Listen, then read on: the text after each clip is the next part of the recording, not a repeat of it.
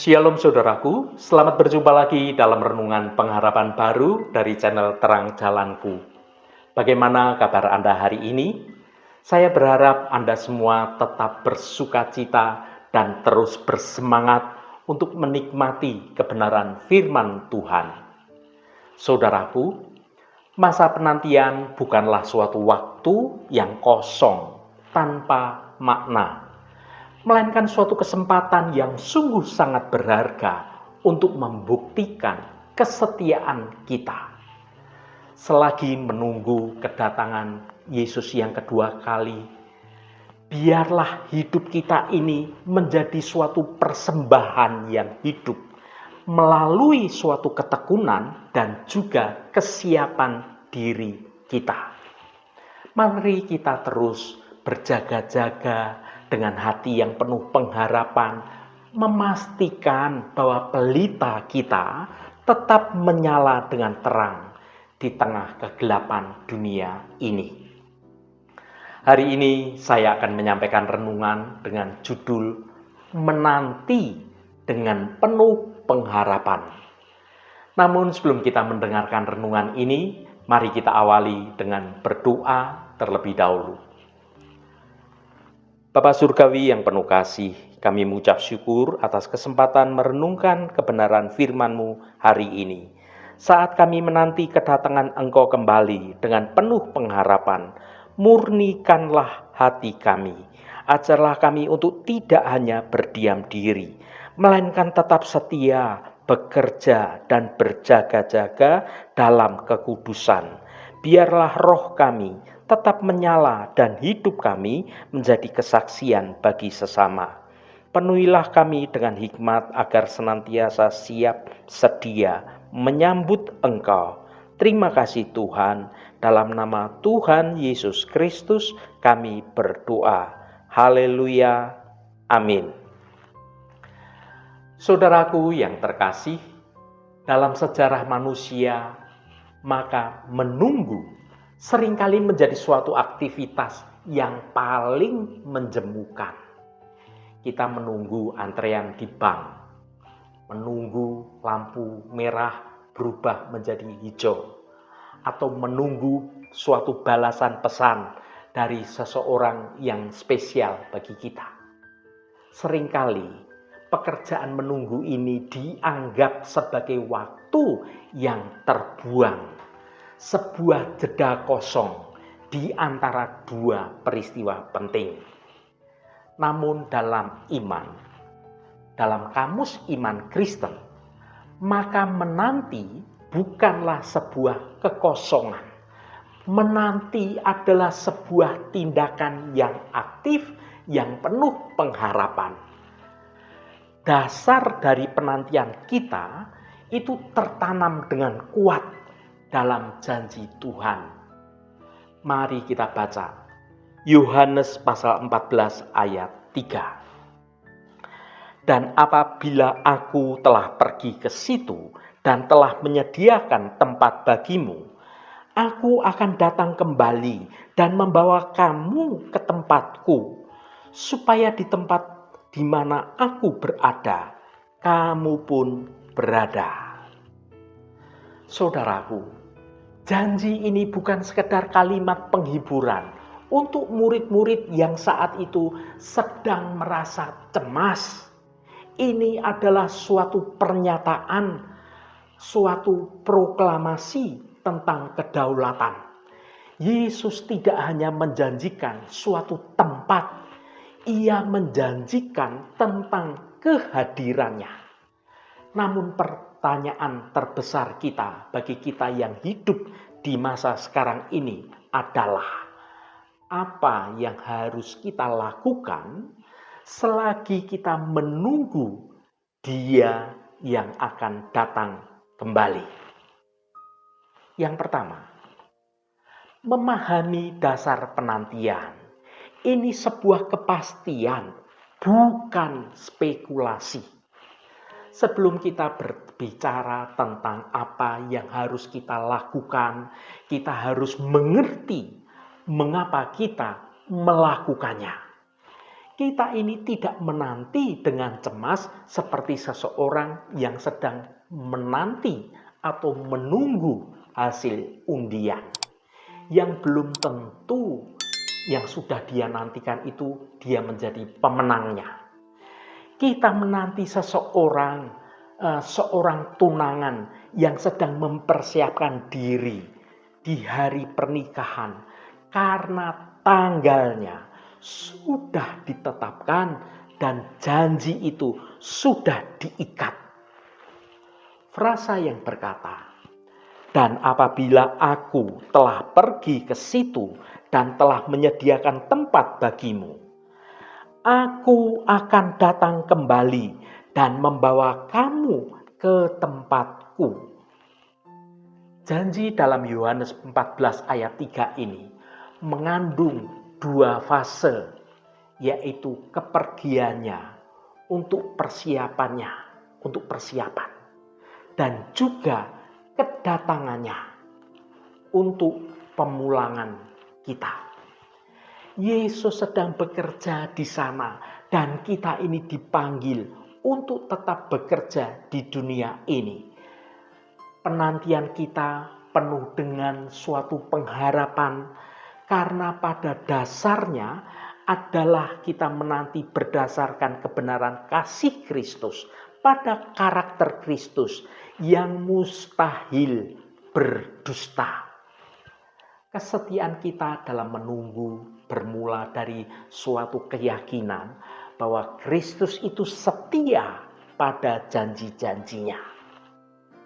Yang kedua, kesetiaan dalam perkara kecil. Dalam sebuah perumpamaan, Yesus berbicara tentang hamba-hamba yang dipercayakan talenta atau sesuatu hal yang berharga dan diminta untuk berdagang atau bekerja sampai tuannya kembali. Kesetiaan dalam masa penantian berarti mengelola apa yang ada di tangan kita sekarang ini, apa yang Tuhan sudah percayakan bagi kita untuk mengelola sesuai dengan prinsip-prinsip kebenaran Tuhan, mengelola dengan baik, mengelola dengan benar. Seringkali kita terlalu fokus menatap langit, mencari tanda-tanda awan, berbagai macam tanda-tanda tentang hal-hal yang terjadi di alam ini. Sampai kita lupa melihat rumput yang perlu dipotong atau tetangga yang perlu kita beri perhatian atau perlu dibantu. Kesetiaan Kristen itu berarti setia dalam panggilan profesi, bekerja dengan integritas sebagai bentuk ibadah kita. Setia dalam keluarga, menjadi orang tua yang baik, menjadi anak yang baik, atau menjadi pasangan yang mencerminkan kasih Kristus. Setia dalam pelayanan, menggunakan berbagai macam talenta dan karunia roh untuk membangun tubuh Kristus. Menanti dengan setia berarti jika Tuhan datang saat ini juga, maka Tuhan akan mendapati kita sedang bekerja, sedang melakukan apa yang seharusnya kita lakukan sesuai dengan perintah Tuhan. Bukan sekedar kita bersembunyi di dalam goa atau meninggalkan segala tanggung jawab, baik itu tanggung jawab duniawi, melainkan juga sedang memuliakan nama Tuhan di tengah segala rutinitas harian kita. Yang ketiga, kesiapan diri, menjaga pelita tetap menyala. Di dalam Matius pasal 25, Yesus menceritakan tentang 10 gadis yang menanti mempelai laki-laki.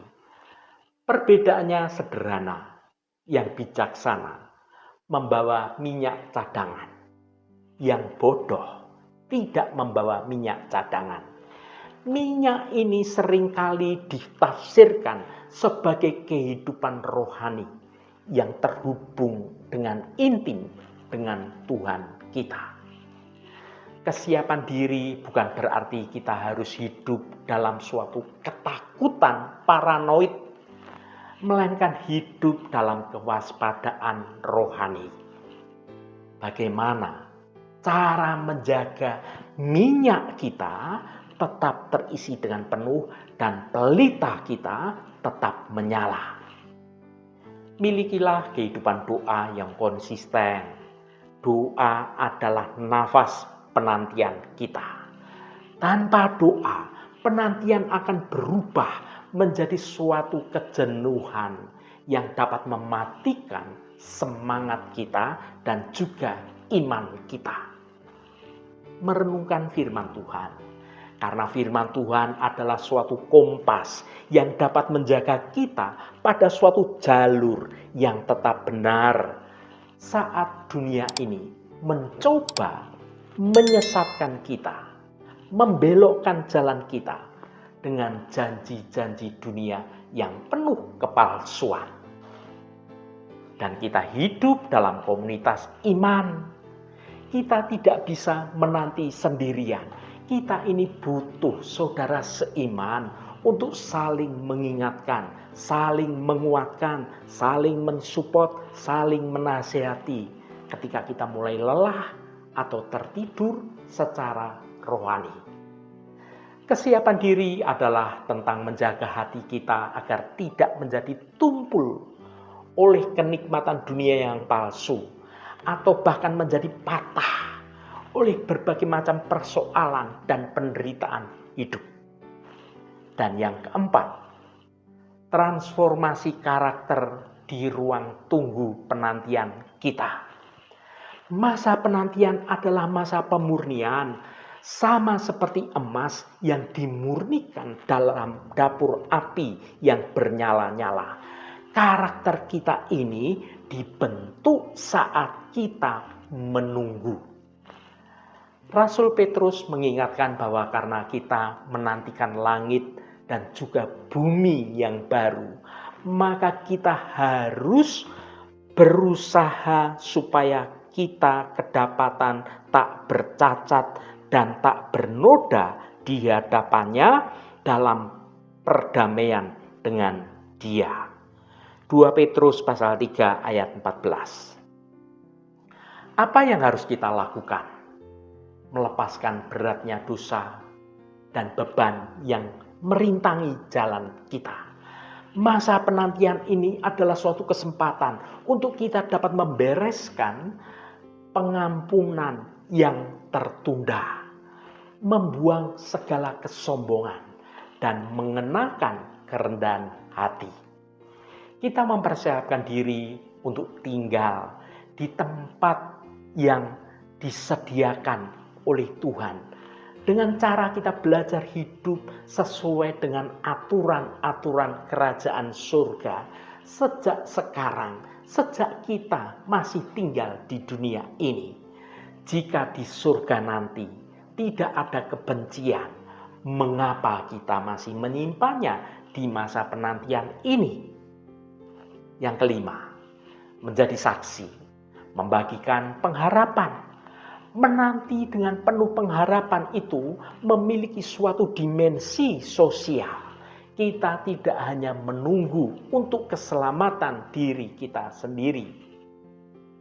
Saudaraku, frasa yang berkata, "Dan apabila aku telah pergi ke situ dan telah menyediakan tempat bagimu."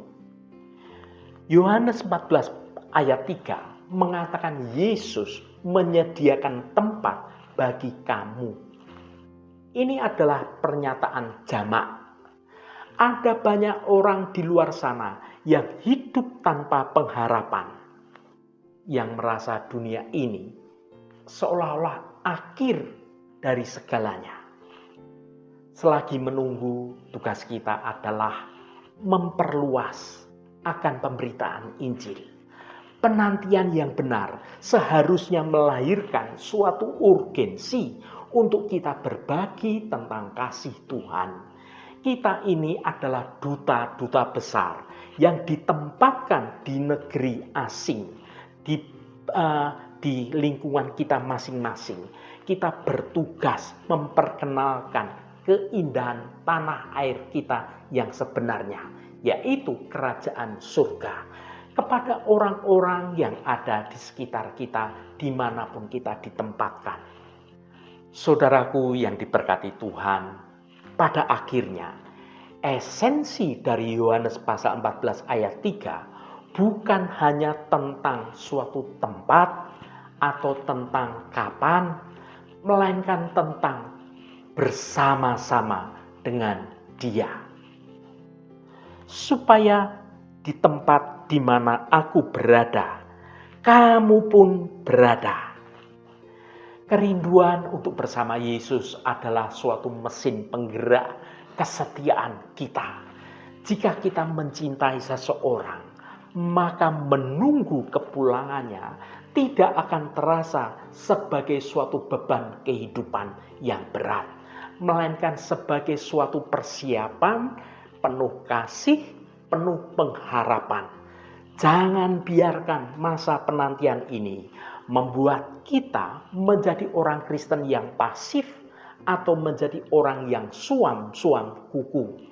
Sebaliknya, jadikan setiap hari sebagai kesempatan untuk kita berkata lewat tindakan kita. Tuhan, aku siap. Aku saat ini sedang bekerja, Tuhan. Aku sedang menjaga hatiku dan aku sedang menanti Engkau dengan penuh pengharapan, dengan penuh sukacita, Tuhan. Saudaraku, dunia melihat kita sebagai orang-orang yang aneh karena menantikan seseorang yang tidak terlihat. Namun kita tahu bahwa Tuhan Yesus Kristus adalah pribadi yang menjanjikannya sendiri. Itu adalah Tuhan yang setia menepati setiap janjinya. Teruslah engkau bekerja, teruslah engkau mengasihi, dan teruslah engkau berjaga-jaga. Tempat itu sudah Tuhan siapkan bagi kita. Dan tidak lama lagi Dia akan datang menjemput kita. Haleluya, Tuhan memberkati kita semua. Mari kita tutup renungan ini dengan berdoa. Tuhan Yesus, kami bersyukur atas janji-Mu dalam Yohanes 14 ayat 3 bahwa Engkau sedang menyediakan tempat bagi kami dan akan datang kembali menjemput kami. Di masa penantian ini, jangan biarkan hati kami menjadi lelah atau lalai. Mampukan kami untuk tetap setia mengerjakan setiap tanggung jawab yang Engkau percayakan dengan penuh integritas. Tuhan, ajarlah kami menjaga pelita iman kami tetap menyala, hidup dalam kekudusan, dan menjadi saksi kasih-Mu bagi sesama kami. Biarlah kesiapan diri kami bukan didasari oleh ketakutan, melainkan oleh suatu pengharapan yang teguh akan perjumpaan mulia bersama dengan Engkau. Kami ingin ditemukan sebagai hamba yang setia saat Engkau datang kembali. Terima kasih Tuhan. Segala hormat, pujian, dan kemuliaan hanya bagi Engkau, Allah yang kudus. Saudaraku, bukalah hatimu dan tengadahkan tanganmu. Terimalah berkat Tuhan. Tuhan memberkati engkau dan melindungi engkau. Tuhan menyinari engkau dengan wajah-Nya dan memberikan kasih karunia. Tuhan menghadapkan wajah-Nya kepadamu dan memberikan damai sejahtera. Berkat anugerah dari Bapa Surgawi, cinta kasih karunia dari Tuhan Yesus Kristus, dalam persekutuan dan penghiburan Roh Kudus, menyertai kita semua sekarang ini dan sampai selama-lamanya. Dalam berkat Tuhan Yesus Kristus, haleluya, amin. Puji Tuhan, saudaraku semua, biarlah melalui renungan pengharapan baru dari channel Terang Jalanku ini iman kita terus bertumbuh dalam kebenaran Tuhan. Saudaraku, saya sangat senang sekali dan berterima kasih jika Anda berkenan memberikan komentar pada konten video ini dan bagikan renungan ini pada teman dan sahabat Anda, agar mereka diberkati juga melalui renungan yang Anda bagikan itu. Terima kasih saudaraku, sampai bertemu kembali. Shalom, Tuhan memberkati.